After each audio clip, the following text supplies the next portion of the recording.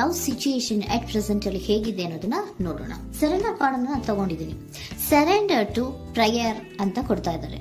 ನೀವು ಪ್ರಯರಿನ ಕಡೆಗೆ ಹೆಚ್ಚು ಗಮನವನ್ನ ಕೊಡಿ. ಸ್ವಲ್ಪ ದೇವರ ಕಡೆಗೂ ಹೆಚ್ಚು ಗಮನವನ್ನ ಕೊಡ್ಬೇಕಾಗತ್ತೆ. ಯಾವಾಗ ನೀವು ದೇವರನ್ನ ತುಂಬ ಹೃದಯದಿಂದ ಪ್ರಾರ್ಥನೆಯನ್ನ ಮಾಡಿ ನನಗೆ ಸಹಾಯವನ್ನ ಮಾಡು ಅಂತ ಕೇಳ್ತಿರೋ, ಆಗ ಅದೆಲ್ಲ ಸಮಸ್ಯೆಗಳಿಂದ ನೀವು ಆಚೆ ಬರ್ತೀರಾ. ಮಾಡೋದ್ರಿಂದ, ದೇವರನ್ನ ನೀವು ಧ್ಯಾನ ಮಾಡೋದ್ರಿಂದ ನಿಮ್ಗೆ ಏನ್ ಸಿಗುತ್ತೆ, ಯಾವುದೇ ರೀತಿಯ ಗೊಂದಲಗಳಿಗೆ ಅಥವಾ ಯಾವುದೇ ರೀತಿಯ ಸಮಸ್ಯೆಗಳು ನಿಮ್ಮಲ್ಲಿ ಇದ್ರೂ ನಿಮ್ಮ ಲವ್ ಲೈಫಿನ ವಿಚಾರವಾಗಿ ನಿಮ್ಗೆ ಆನ್ಸರ್ಗಳು ಸಿಗುತ್ತೆ, ಮತ್ತೆ ಸಪೋರ್ಟ್ ಕೂಡ ನಿಮ್ಗೆ ದೇವ್ರ ಕಡೆಯಿಂದ ಸಿಗುತ್ತೆ ಅನ್ನುವಂತಹದ್ದು ನಿಮ್ಗೆ ಹೇಳ್ತಾ ಇದ್ದಾರೆ. ಅಟ್ ಪ್ರೆಸೆಂಟ್ ಅಲ್ಲಿ ಲವ್ ಸಿಚುಯೇಷನ್ ನಿಮ್ಗೆ ಬಾಟಮ್ ಆಫ್ ದ ಟಕ್ ಬಂದಿರುವಂತಹದ್ದು ರೆಫ್ಯೂಸಿಂಗ್ ಆಫರ್. ಯಾವುದೋ ಕೆಲವೊಂದು ನಿಮ್ಮ ಲವ್ ಲೈಫಿನ ವಿಚಾರವಾಗಿ ಆಫರ್ಗಳನ್ನ ರೆಫ್ಯೂಸ್ ಮಾಡ್ತಾ ಇರುವಂತಹದ್ದು ಅಥವಾ ಮಿಸ್ಡ್ ಆಪರ್ಚುನಿಟಿ ಅನ್ನುವಂತಹದ್ದು ರೆಪ್ರೆಸೆಂಟ್ ಆಗ್ತಾ ಇದೆ.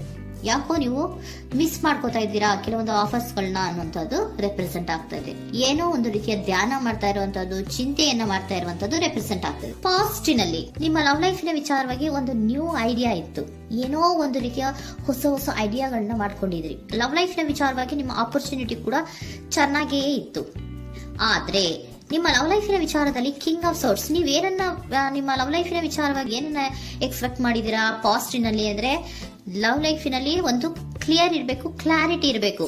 ಮತ್ತೆ ಯಾವುದೇ ವಿಚಾರ ಕೂಡ ನಿಮ್ಮ ಲವ್ ಲೈಫಿನ ವಿಚಾರದಲ್ಲಿ ಮುಚ್ಚುಮರೆ ಅನ್ನೋದು ಇರಬಾರ್ದು.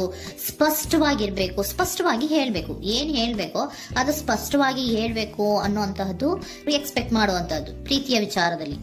ಮತ್ತೆ ಕ್ಲಿಯರ್ ಆಗಿರ್ಬೇಕು. ಏನು ಅಂದ್ರೆ ನಿಮ್ಮ ಲವ್ ಲೈಫಿನಲ್ಲಿ ಒಂದು ಸ್ಟ್ರಾಂಗ್ ಆಗಿರ್ಬೇಕು, ಸ್ಟ್ರಾಂಗ್ ಬಾಂಡೇಜ್ ಇರಬೇಕು.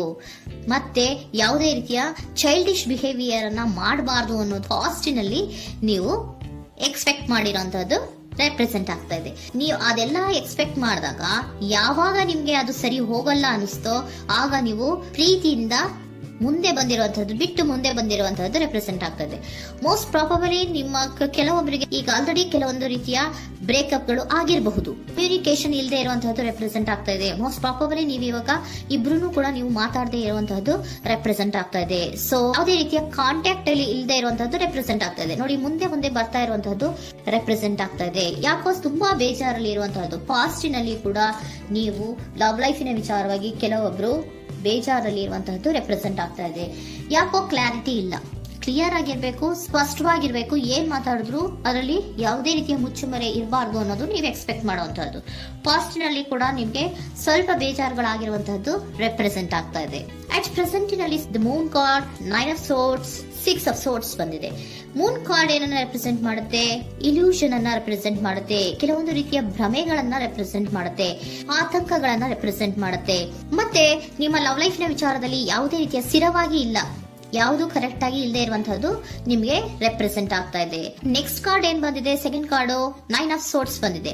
ಇದರಲ್ಲೂ ಕೂಡ ನಿಮ್ಗೆ ಆತಂಕ ಇತ್ತು, ಇದರಲ್ಲೂ ಕೂಡ ಆತಂಕ ಇದೆ, ಭಯ ಇದೆ, ಕರೆಕ್ಟ್ ಆಗಿ ನೀವು ನಿದ್ರೆ ಮಾಡ್ತಾ ಇಲ್ಲ, ಯೋಚನೆ ಮಾಡ್ತಾ ಇರುವಂತಹದ್ದು ಈ ಎರಡೂ ಕಾರ್ಡ್ಗಳಲ್ಲೂ ರೆಪ್ರೆಸೆಂಟ್ ಆಗ್ತದೆ. ಇದರಲ್ಲೂ ಆತಂಕಗಳಿದೆ, ಇದರಲ್ಲೂ ಆತಂಕ. ಅಟ್ ಪ್ರೆಸೆಂಟಿನಲ್ಲಿ ಕೆಲವೊಂದು ರೀತಿಯ ವಿಚಾರಗಳಲ್ಲಿ ಭಯವನ್ನ ಪಡ್ತಾ ಇರುವಂತಹದ್ದು ರೆಪ್ರೆಸೆಂಟ್ ಆಗ್ತಾ ಇದೆ. 6 of swords ಕೂಡ ಏನಾಗ್ತಾ ಇದೆ? ಮೂವಿಂಗ್ ಆನ್, ಮುಂದೆ ಹೋಗ್ತಾ ಇರುವಂತಹದ್ದು. ಬೇಜಾರಿಂದ ನೀವು ಮುಂದೆ ಹೋಗ್ತಾ ಇರುವಂತಹದ್ದು ರೆಪ್ರೆಸೆಂಟ್ ಆಗ್ತಾ ಇದೆ. ಅಟ್ ಪ್ರೆಸೆಂಟಿನಲ್ಲಿ ಯಾವುದೇ ರೀತಿಯ ಸಮಾಧಾನದಿಂದ ಇದ್ದಿರುವಂತಹದ್ದು ಈ ರೀಡಿಂಗ್ ಗಳಲ್ಲಿ ಕಾಣಿಸ್ತಾ ಇಲ್ಲ. ಓಕೆನಾ? Take it resonate. ನಿಮ್ಗೆ ರೆಸೋನೇಟ್ ಆದ್ರೆ ಮಾತ್ರ ತಗೊಳ್ಳಿ. ನೆಕ್ಸ್ಟ್ ಕಾರ್ಡ್ ಇಮಿಡಿಯೇಟ್ ಫ್ಯೂಚರ್ ನ ಬಗ್ಗೆ ನೋಡೋದಾದ್ರೆ ನೈಟ್ ಆಫ್ ಸೋರ್ಟ್ಸ್ ಬಂದಿದೆ.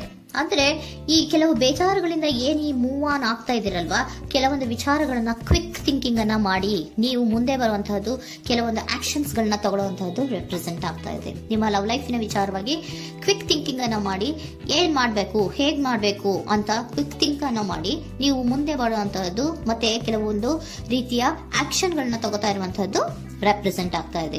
ಕ್ವೀನ್ ಆಫ್ ಕಪ್ ಏನನ್ನ ರೆಪ್ರೆಸೆಂಟ್ ಮಾಡುತ್ತೆ? ಬಹಳ ಕೇರಿಂಗ್ ಅನ್ನ ರೆಪ್ರೆಸೆಂಟ್ ಮಾಡುತ್ತೆ. ಏನಿರ್ಬೇಕು ಲವ್ ಲೈಫಿನ ವಿಚಾರದಲ್ಲಿ? ನೋಡಿ, ನೀವು ನೋಡ್ತಾ ಇರೋದು ಹೇಗ್ ನೋಡ್ತಾ ಇದ್ದೀರಾ? ನಿಮ್ಮ ಲವ್ ಲೈಫಿನ ವಿಚಾರದಲ್ಲಿ ಏನಿರ್ಬೇಕು ಅಂತ ಎಕ್ಸ್ಪೆಕ್ಟ್ ಮಾಡ್ತೀರಾ?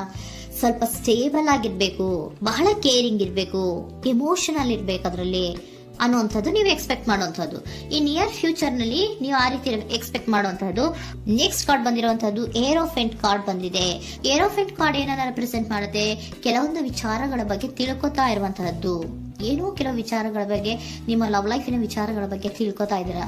ಏನಾಗಿದೆ, ಹೇಗಾಗಿದೆ, ಸ್ವಲ್ಪ ಆಕ್ಷನ್ಸ್ ಅನ್ನ ತಗೋಬೇಕು ಅಂದ್ರೆ ನಾನು ಸ್ವಲ್ಪ ಕೇರ್ ಅನ್ನ ಮಾಡಬೇಕು, ಸ್ಟೇಬಲ್ ಆಗಿರ್ಬೇಕು ಅಂದ್ರೆ ಸ್ವಲ್ಪ ನಾನು ಕೇರ್ ಅನ್ನ ಮಾಡಬೇಕು, ಆಕ್ಷನ್ ಅನ್ನ ತಗೋಬೇಕು ಅನ್ನೋಂತಹ ನಿರ್ಧಾರಗಳನ್ನ ನೀವು ಮಾಡ್ತಾ ಇರುವಂತದ್ದು ರೆಪ್ರೆಸೆಂಟ್ ಆಗ್ತಾ ಇದೆ. ಹಾಗಿದ್ರೆ ಏಂಜಲ್ ಗೈಡೆನ್ಸ್ ಏನ್ ಕೊಡ್ತಾರೆ? Are you ready? ನೀನು ರೆಡಿಯಾಗಿದ್ದೀರಾ ನೀವು ಅಂತ ಕೇಳ್ತಾ ಇದ್ದಾರೆ ಏಂಜಲ್ಸ್ ಗಳು. ಅಂದ್ರೆ ಏನು, ನೀನ್ ಇಲ್ಲೇ ಕುತ್ಕೊಂಡು ಅಳ್ಕೊಂಡು ಬೇಜಾರು ಮಾಡ್ಕೊಂಡು ಕುತ್ಕೊಳ್ಳೋದು ಬೇಡ, ಸ್ವಲ್ಪ ನೀನು ಮುಂದೆ ಮೂವ್ ಆಗು. ಅಲ್ಲಿರೋದ್ರಿಂದ ಏನು ಪ್ರಯೋಜನ ಇಲ್ಲ. Are you ready? ನೀವು ರೆಡಿ ಆಗಿದ್ದೀರಾ? Within the next few weeks, ಕೆಲವೊಂದು ವೀಕ್ಗಳಲ್ಲಿ, ಕೆಲವೊಂದು ವಾರಗಳಲ್ಲಿ ನೀವು ಏನಾಗ್ತೀರಾ? ಅಬಂಡೆನ್ಸ್, ಸಾಮರಸ್ಯ ಅನ್ನೋದು ಇರುತ್ತೆ. ಇಂಪ್ರೂವಿಂಗ್ ಹೆಲ್ತ್ ಅಂದ್ರೆ ಏನು, ನೀವು ಯೋಚನೆ ಮಾಡಿ ಮಾಡಿ ಮಾಡಿ ಏನ್ ನೀವು ಈ ಆರೋಗ್ಯವನ್ನ ಹಾಳು ಮಾಡ್ಕೊಂತ ಇದ್ದೀರಾ. ಸೊ ಇಂಪ್ರೂವಿಂಗ್ ಹೆಲ್ತಿನ ಕಡೆಗೆ ಗಮನವನ್ನ ಕೊಡಿ. ಆತಂಕವನ್ನ ಮಾಡ್ಕೊಂಡು ಭಯವನ್ನ ಪಡ್ಕೊಂಡು ಮುಂದೆ ಹೋಗ್ಬೇಕಲ್ಲ ಅಂತ ನೀವು ದಿನ ದಿನ ಹೆಂಗೆ ಕಾಲವನ್ನ ಮುಂದೆ ಹಾಕ್ತಾ ಇದ್ರೋ, ಅದಕ್ಕೆ ಏನ್ ಹೇಳ್ತಾ ಇದ್ದಾರೆ? Are you ready? ಮುಂದೆ ಬರೋದಕ್ಕೆ ನೀನ್ ರೆಡಿ ಆಗು. ನೀವ್ ಅಲ್ಲೇ ಕೂತಿರೋದ್ರಿಂದ ಯಾವುದೇ ರೀತಿಯ ಪ್ರಯೋಜನ ಇಲ್ಲ. ಸ್ವಲ್ಪ ನಿಮ್ಮ ಹೆಲ್ತಿನ ಕಡೆಗೆ ಗಮನವನ್ನ ಕೊಡಿ. ಸಮೃದ್ಧಿ ಅನ್ನೋದು ಬಂದೇ ಬರುತ್ತೆ, ಸಾಮರಸ್ಯ ಅನ್ನೋದು ಇದ್ದೇ ಇರುತ್ತೆ ಅನ್ನೋದು ಹೇಳ್ತಾ ಇದ್ದಾರೆ.